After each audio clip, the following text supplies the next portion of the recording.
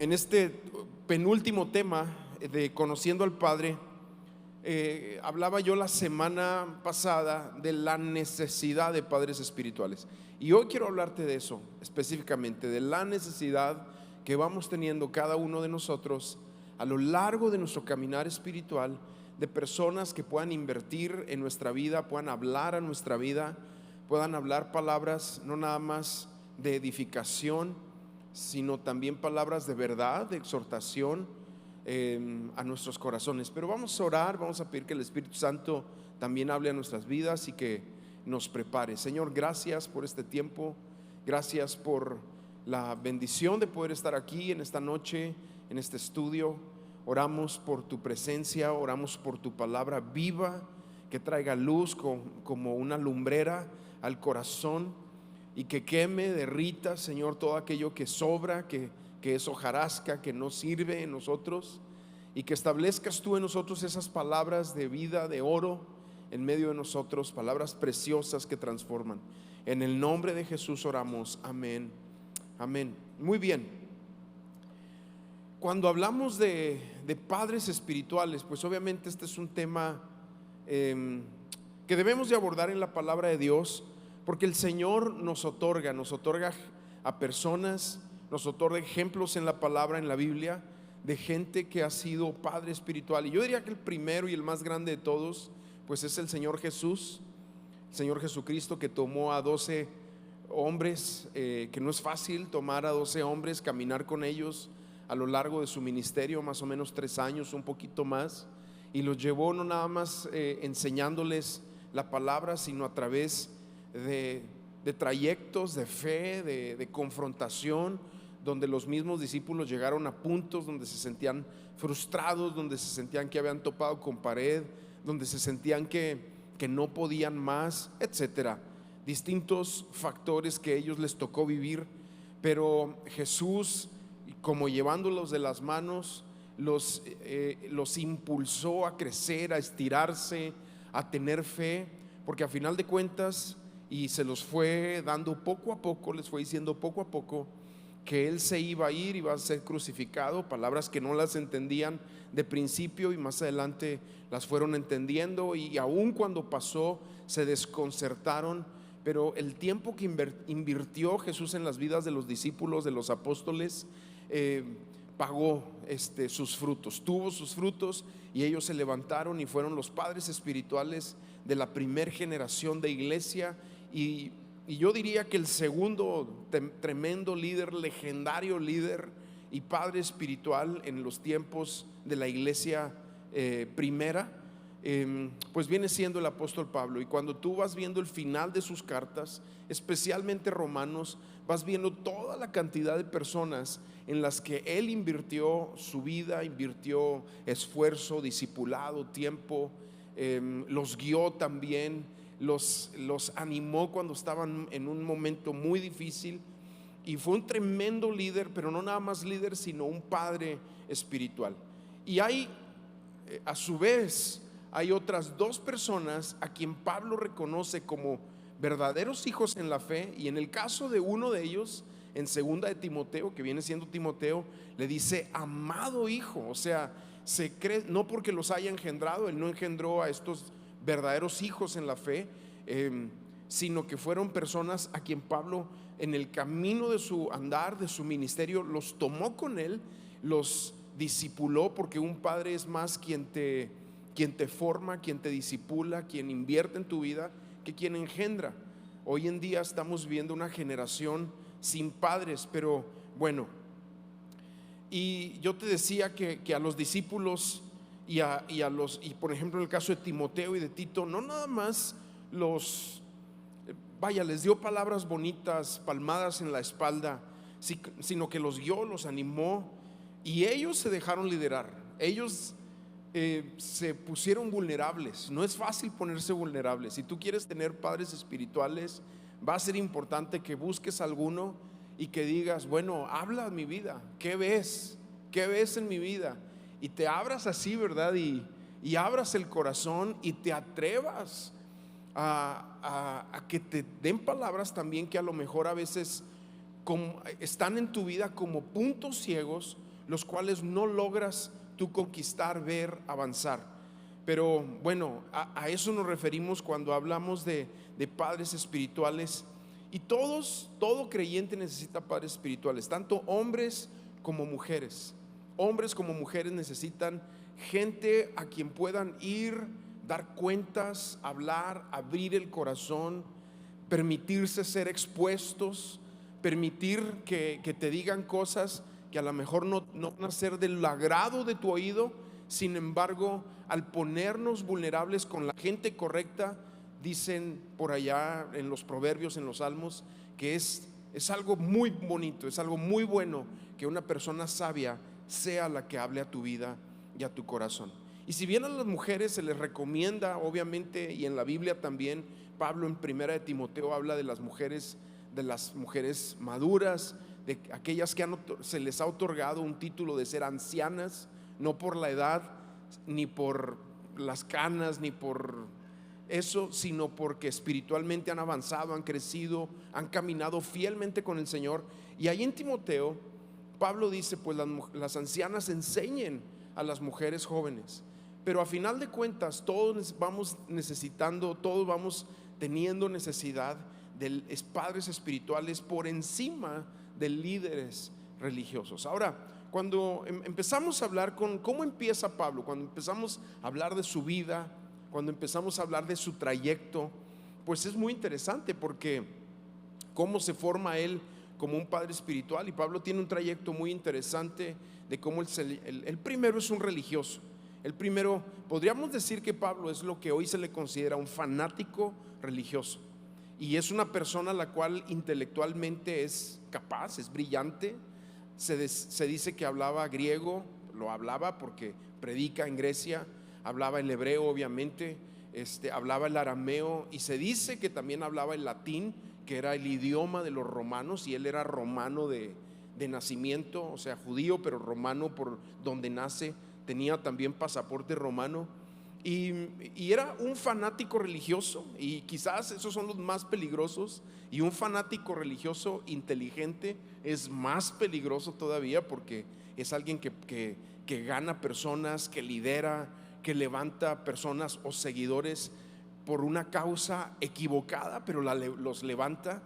Y sin embargo, hay algo en Pablo que le llama la atención a Dios, a tal grado que él dice: Él me tuvo por fiel para ponerme en el ministerio.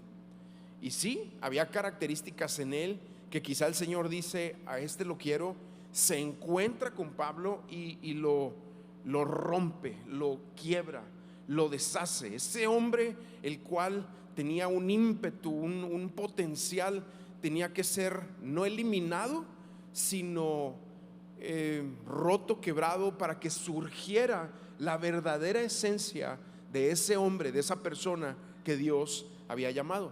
Y entonces él se convierte ahora en un radical para Cristo, no en un fanático ya, no en alguien que da su vida a una causa sin tener entendimiento de la verdad en la palabra, sino que se convierte en alguien radical. Y esta palabra yo sé que hoy en día podría sonar como un poco compleja, pero cuando hablamos de la palabra y de Dios, un radical es alguien que Cristo es lo principal y la palabra de Dios en su vida es el fundamento de él, y se mueve en ese rumbo y de esa forma en su vida.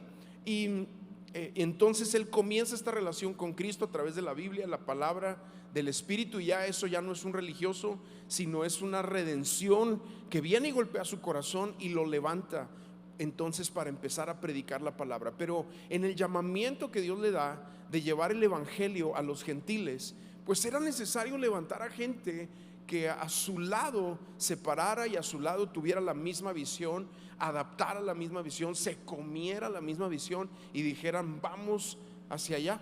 Y en los casos de personas que se agregaron a él, pero que no estuvieron dispuestos a unirse al corazón, al llamado, a la visión que tenía Pablo, pues simple y sencillamente vamos viendo cómo van quedando de lado, pero al final de cuentas va levantando personas con las cuales nosotros vamos viendo aquí.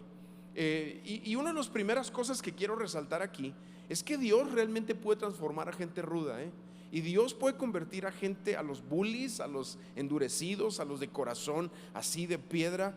Dios puede convertirlos en algo poderoso para Él. Porque hay algo más poderoso que los corazones endurecidos de hombres que tienen un intelecto así por encima de los demás. Lo más poderoso sobre la faz de la tierra es el evangelio de nuestro Señor Jesucristo. Y el evangelio tiene esa capacidad de transformar a la gente más que pareciera más dura, a los tipos más rudos, a los tipos de esos que tienen arrugas, cicatrices y sobre cicatrices y arrugas, que se les ve así la cara. Dios es capaz de transformarlos. Por eso es importante que si tú tienes a alguien así en casa, algún esposo, algún papá, algún hermano que está endurecido, no dejes de orar por ellos, porque Dios transforma a las personas, ¿sí? Dios realmente puede transformarlos. Y lo vemos aquí en el caso de Pablo, que Dios lo quiere redirigir. No lo elimina, no lo mata en el sentido físico, sino lo quiere redirigir. Y para redirigirlo, lo tendría que primero arruinar, quebrar, matar en un sentido de orgullo, de ego espiritual, romper. Y entonces es que el Señor lo redirecciona. Y ahora Pablo respira Cristo y expira evangelio, ¿sí? Respira Cristo, exhala almas y naciones, y que la palabra corra, y que las iglesias sean plantadas, y que haya un fundamento apostólico, ¿sí? Ellos son los apóstoles que vieron a Jesús cara a cara, y Dios los usó para ser esos apóstoles escribientes de lo que nosotros tenemos aquí. Y nosotros también vamos viendo en la palabra de Dios que no hay ningún hombre que haya peleado con Cristo y haya ganado. No hay ni uno solo. El Señor siempre gana. Él es triunfante. Él en el Antiguo Testamento se presenta en alguna ocasión con Josué, y dice que tenía la espada desenvainada, y esas son las figuras del Antiguo Testamento. Y Josué le pregunta: ¿de parte de quién estás? ¿De aquellos o de nosotros? De ninguno ni de otro, responde: yo estoy con el Señor, pero vengo con ustedes porque ustedes son su pueblo. Y así es Jesús. Él toca a las personas, los transforma, tiene esa capacidad. Y eso es lo primero que hay que ver aquí en la vida de Pablo para convertirse en un padre espiritual. Un padre espiritual es alguien que ha sido quebrado, que tiene sus abolladuras en su armadura. A lo mejor tú lo verás bien, pero tiene sus cicatrices por ahí que el Señor ha sanado, y ha permanecido con un corazón sensible para agarrar a otros, para reclutar a otros, para redirigir a otros, para poner visión en otros y guiarlos hacia lo que Dios quiere hacer. Y pues este hombre en sí es una leyenda. El apóstol Pablo, ¿verdad? Es una leyenda. A lo mejor nunca te lo habían presentado de esta manera, pero pues era un tipo que, por lo que leemos ahí, por lo menos caminaba como 30 kilómetros diarios, levantaba líderes, escribía libros de la Biblia, pasa tiempo en la cárcel, por lo menos en 2 ocasiones, tiene un negocio secundario para poder ayudarse en el ministerio, algunas veces está pobre. Y cuando empezamos a leer como su currículum, no tanto de lo que sabía, porque hay una porción ahí en Filipenses donde lo expresa, sino más bien su experiencia de vida, pues es un hombre que se convierte en una leyenda. Yo no creo que hombres actuales tengan la fortaleza emocional y la fortaleza mental que este hombre tuvo para atravesar todo lo que atravesó. Y en los momentos donde estuvo a punto de tirar la toalla, se le apareció Cristo y le dice: yo estoy contigo, sigue adelante, no temas, sigue predicando. Y yo creo que también Dios, en la medida de nuestras fallas y nuestros momentos donde entramos en esas dudas, Él viene a confirmar al corazón nuestro también esa palabra de afirmación: yo estoy contigo, no pasa nada, no te sientas abrumado. Él va a venir siempre en ese corazón de recordarnos esa porción de su palabra. Y quiero ir a 2 de Corintios, quizá empezando ahí para leer un poco aquí de la palabra. 2 de Corintios, en el capítulo 6, hablando un poquito de esta trayectoria que más adelante lo convierte en un padre espiritual. Y bueno, leemos esto y tú dirás, ay Dios mío, pues líbranos, ¿no? Porque no es fácil, obviamente. Pero dice así: en todo lo que hacemos demostramos que somos verdaderos ministros de Dios. Versículo 4 en delante. Con paciencia soportamos dificultades y privaciones y calamidades de toda índole. Fuimos golpeados, encarcelados, enfrentamos a turbas enfurecidas, trabajamos hasta quedar exhaustos, aguantamos noches sin dormir y pasamos hambre. ¿Y por qué todo eso? Porque se encontró con el Señor, porque lo tuvo cara a cara, porque el Señor le llamó, porque de repente a los que van a ser y se van a convertir en padres espirituales les van a preguntar, bueno, ¿y por qué haces lo que haces? Porque Cristo me llamó, porque Él puso algo en mi vida, porque Él puso algo en mi corazón, porque me está dirigiendo hacia algo. Y entonces es lo que vamos viendo aquí. Más adelante dice: demostramos lo que somos por nuestra pureza, nuestro entendimiento, nuestra paciencia, nuestra bondad, por el Espíritu Santo que está entre nosotros y por nuestro amor sincero. Con fidelidad predicamos la palabra y el poder de Dios está en nosotros. Usamos las armas de justicia con la mano derecha para atacar y con la izquierda para defender. Servimos a Dios ya sea que la gente nos honre o nos desprecie, sea que nos calumnie o nos elogie. Y esto es importante entenderlo, Nosotros no podemos vivir para el agrado de la gente. Hay gente a la que no le vas a caer bien, sobre todo si tú te vas a convertir en un líder de personas, en alguien que va a dirigir a otros.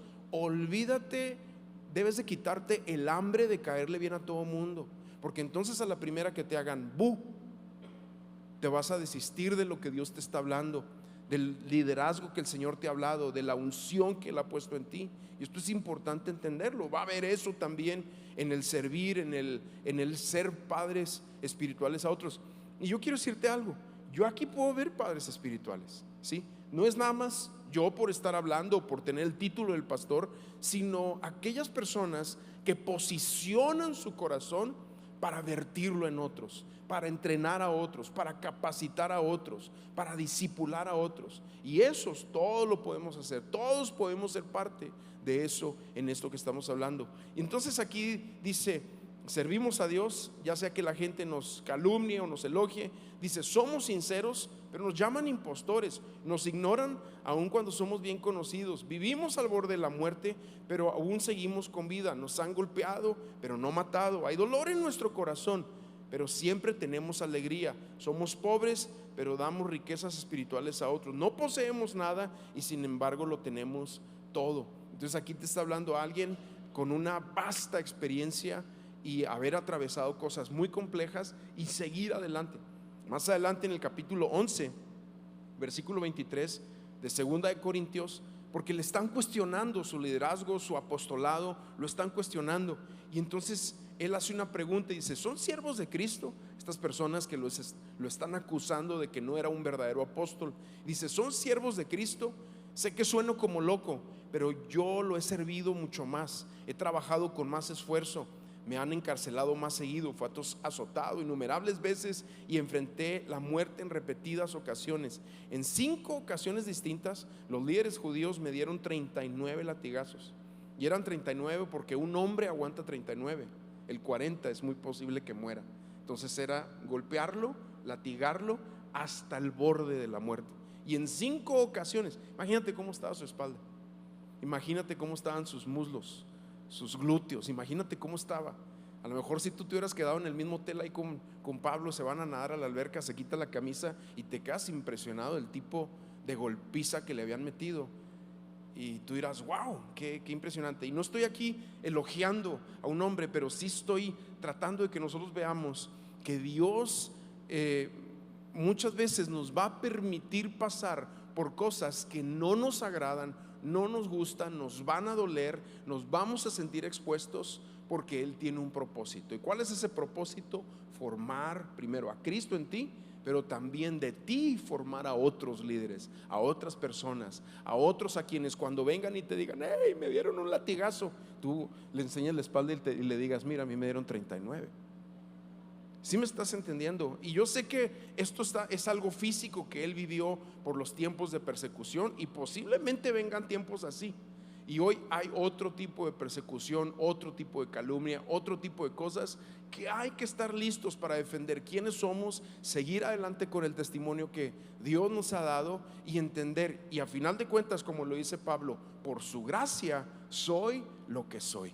Que cada uno de nosotros podamos decir eso: por su gracia soy lo que soy. Mucho de lo que tú has vivido, de tu formación, de tu casa, de tus padres, las fallas de aquellos detrás de ti, esas cosas que te hirieron, a lo mejor no tienes cicatrices, ni la nariz rota, ni el ojo medio tuerto, a lo mejor estás bien, pero en tu corazón pudieras estar con muchos detalles por lo que has vivido. Sin embargo, Dios quiere usar todo eso para su gloria. Y cuando tú logras ver a Jesús por encima de tu dolor, de tus traumas, de la negación, de las cosas que no fueron favorables a tu favor, pero logras poner los ojos en Jesús, todo lo que viviste, aún errores y pecados, Dios los va a usar para bien. Amén.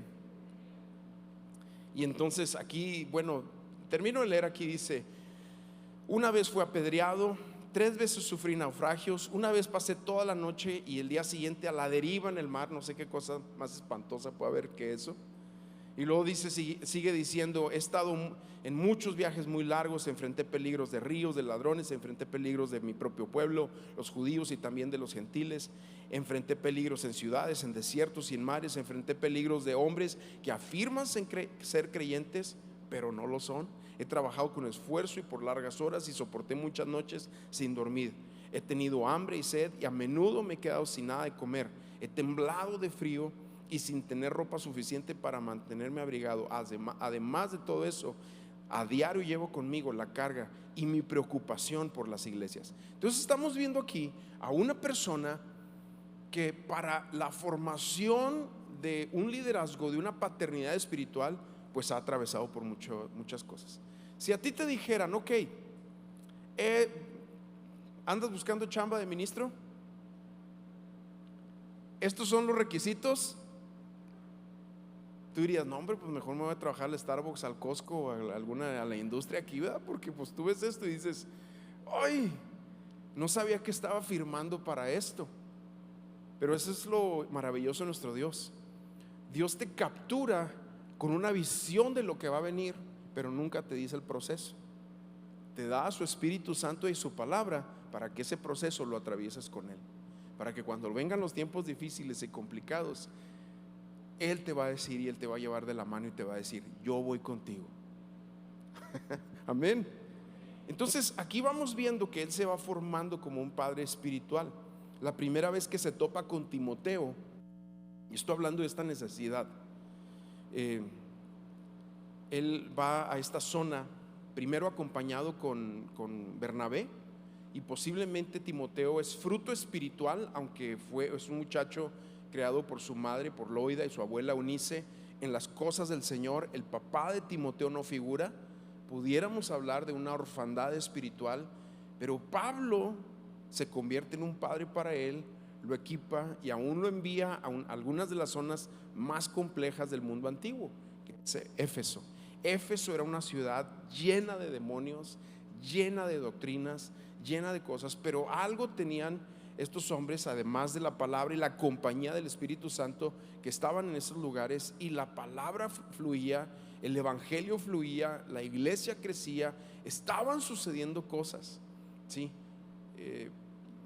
Bueno, el caso es que se topa con Timoteo la primera vez cuando se está yendo de Derbe y Listra, de esa zona donde está Timoteo.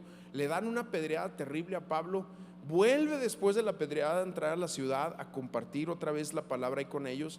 Pero la segunda vez que llega a esa zona, recluta a Timoteo. Y yo creo que Timoteo debe haber sido un joven también muy valiente, muy valiente para querer irse con Pablo. O sea, la última vez que vio a Pablo lo vio apedreado, y lo recluta y dice: híjole, bueno, ¿y si me pasa lo mismo? Pues sí, puede pasar. De hecho, en Hebreos, que no sabemos si lo escribe Pablo, pero hay mucha gente que dice que Pablo es el escritor de Hebreos. Él dice: vamos a estar orando al final por Timoteo para que ya salga de la cárcel. Timoteo está en una complejidad de un encarcelamiento. Bueno, seguimos aquí. hablando de esto, y Timoteo es un muchacho que no tiene una figura paternal hasta que llega Pablo a su vida. Se registra su madre, su abuela, como las que hacen la labor espiritual. Su padre griego no figura, pero como su mamá es judía, ¿qué hace Pablo? Lo toma, lo circuncida y lo lleva con él. Y la razón por la cual Pablo y Timoteo trabajan también, porque son dos tipos de líderes muy necesarios en las iglesias. Pablo es más un líder tipo intelectual, de enseñanza, de proyectos, de visión. Al parecer Timoteo era un tipo de líder relacional, de la gente, de estar. Y esos dos tipos de liderazgo son esenciales en una congregación.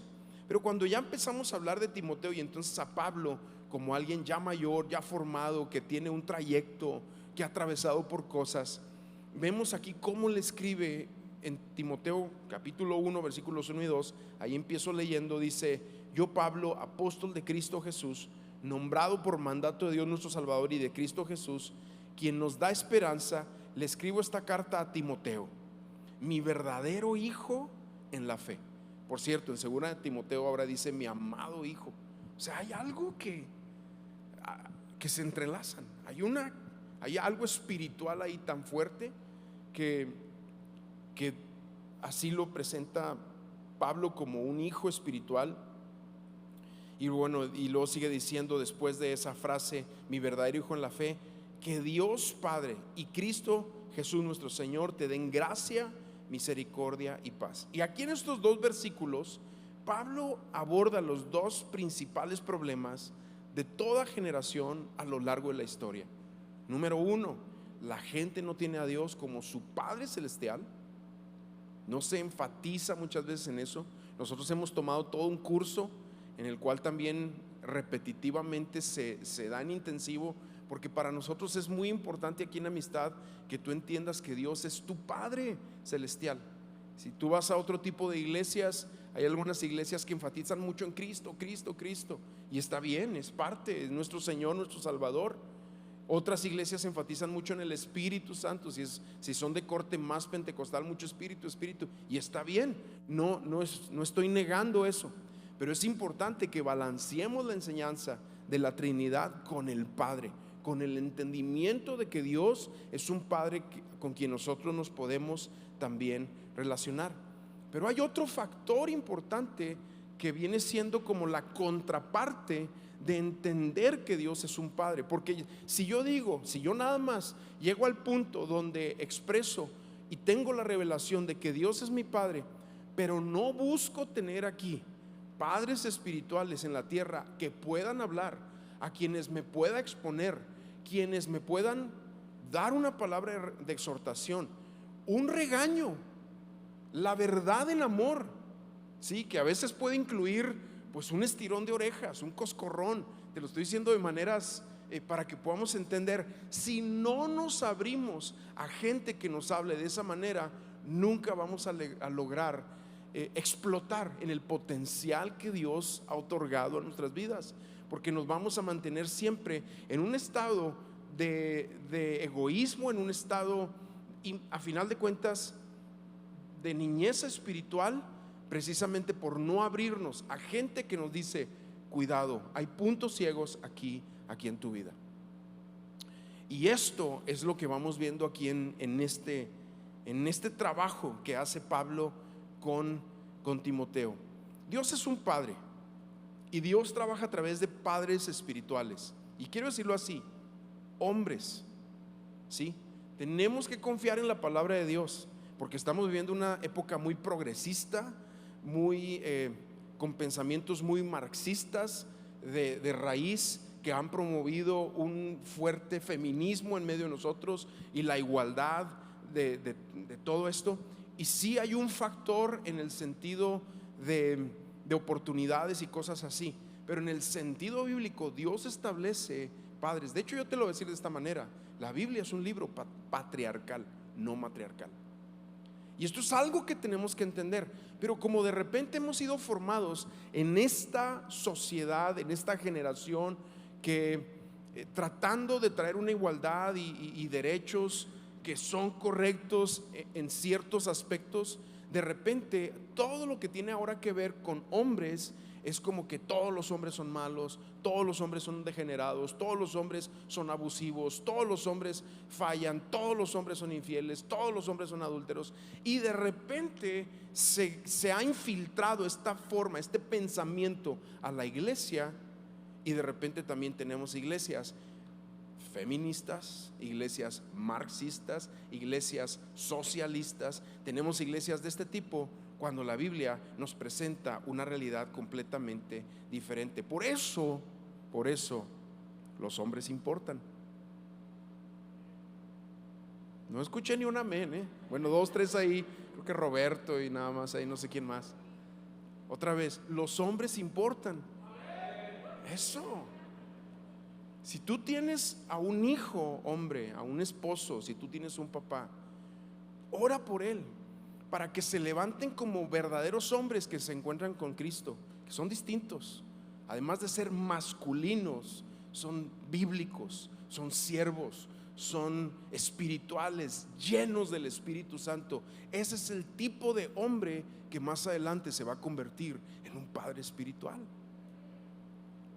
¿Sí? Y de repente hoy en día vemos una figura de hombría, de paternidad espiritual, con gente muy débil, muy pasiva. Esa es una palabra que estaba buscando, muy pasiva, al estilo Acab, donde la mujer, donde Jezabel era la que gobernaba, y él toda la vida se la pasaba en esta sub y bajas de emociones, y ella era la que hacía los tratos y mandaba liquidar gente, y él era un hombre pasivo. Y si hay un problema hoy en día con la hombría, es eso, que vivimos un tiempo de gente muy pasiva en medio de nosotros, especialmente hombres. Y Dios quiere levantar hombres que se conviertan de verdad en padres espirituales a otros, pero en el sentido de Cristo, en el sentido de todo este sacrificio que acabamos de ver aquí. El trabajo del enemigo, lo hemos dicho a lo largo de esta serie, es desconectar a la gente, a los hijos, a la iglesia de su Padre Celestial, y lo ha logrado. Y el objetivo es pensar en padres espirituales como algo ya antiguo, arcaico. Yo tengo mi propia vida espiritual, nadie me puede hablar. Yo tengo mi propia relación con Dios, yo lo escucho. Y sí, hay una parte de cierto en eso, porque somos sacerdotes y tenemos una comunicación directa con Dios, pero necesitamos estar abiertos a gente que pueda hablar a nuestras vidas. Necesitamos callarnos y escuchar. Necesitamos realmente ponernos en un sentido vulnerables si queremos crecer. ¿Me van siguiendo? Y a final de cuentas termina siendo esto una bendición para nosotros. Estamos creciendo en una época, amados, donde estamos en un colapso de la paternidad.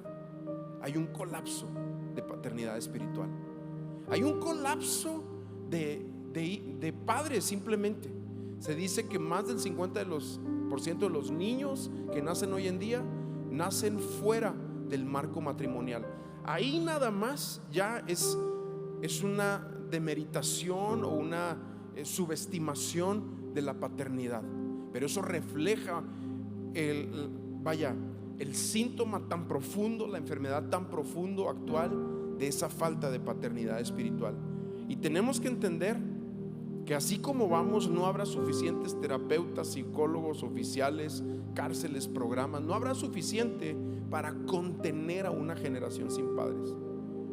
Sabes que en los tiempos, a mí me gusta mucho estudiar los tiempos de la Segunda Guerra Mundial, el tiempo previo a la Segunda Guerra Mundial, cuando Hitler se levanta, cuando él empieza a entrenar, a capacitar, con sus discursos y los medios de comunicación que eran lo de su tiempo, captura la mente de toda una generación de huérfanos, los cuales pues van a dar su vida de una forma terrible, por una causa perdida obviamente. Pero bueno, si esta generación no es dirigida por hombres de Dios, por padres espirituales, la pérdida en la siguiente generación será inevitable, amados. Será inevitable. Aún en las peores generaciones, por ejemplo, cuando tú lees, cuando Dios levanta a Elías, cuando Dios levanta a Eliseo, eran tiempos en Israel terribles, pero aún así la gente decía: Padre mío, carro de Israel y su gente a caballo, porque se reconocía que había una paternidad espiritual. Y no nada más eso, había un respaldo de Dios en sus vidas, y tenían una palabra que podían llamarle la atención a los demás. Y Timoteo encuentra en Pablo a un padre espiritual. Y si tú lees primera de Timoteo y también segunda de Timoteo, lo exhorta, le habla, le dice: Timoteo, que no tengas en poco tu juventud. Timoteo, no te desanimes, aviva el fuego del don de Dios que está en ti por la imposición de mis manos. Timoteo, tú haz esto. Si haces esto, vas a ser un buen ministro de Jesucristo.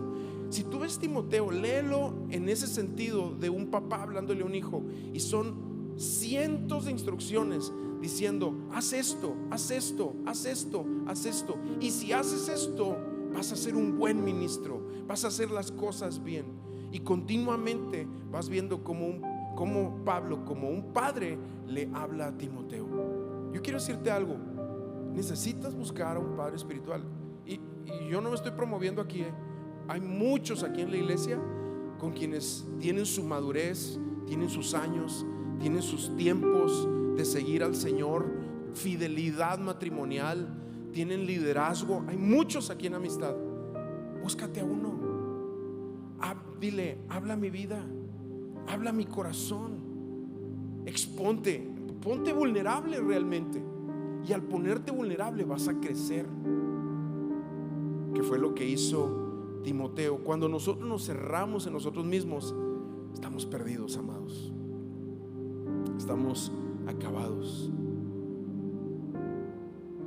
Quizás porque proyectamos, como lo decíamos la semana pasada, proyectamos en Dios la imagen de nuestro Padre. Y si tu padre aquí te rechazó, no te aceptó, fue ausente, fue vicioso, fue un pecador, fue un majadero, a veces piensas que Dios, a lo mejor tú piensas: bueno, es que Dios no me va a tratar así, Dios es diferente. Pero si tú no estás dispuesto a conectar con gente que hable a tu vida, realmente a Dios lo estás proyectando así. Déjame lo vuelvo a decir esta parte. Cuando nosotros decimos: es que yo abro mi vida a Dios y Dios conoce mi corazón, pero no estamos dispuestos a abrirnos a hombres que hablen a nuestra vida, realmente estamos proyectando en Dios los traumas de nuestro pasado, porque se reflejan en la manera que nos relacionamos, sobre todo con gente espiritual. Amén.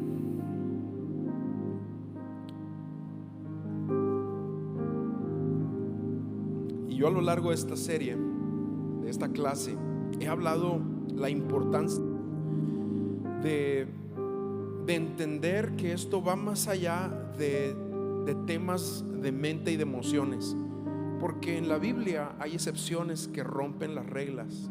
Por ejemplo, Josías, el rey Josías tuvo un terrible padre, un terrible abuelo que se entregó al Señor casi al final de su vida. Pero él, desde los 8 años, cuando queda como rey, empieza a buscar al Señor. A los 16 años hace una reforma. A los 8 y 18, ¿cuántos son? 30 y tantos, no sé, ya me perdí en las cuentas. A los 20 y tantos años, Dios lo usa de una forma impresionante. Con padres terribles, con abuelos terribles, fue la excepción a la regla. Por eso te digo que cuando realmente nos encontramos con Cristo, el Señor puede transformarlo todo, por encima de los problemas aún del pasado. Amén. Ok, vamos a orar, vamos a ponernos de pie.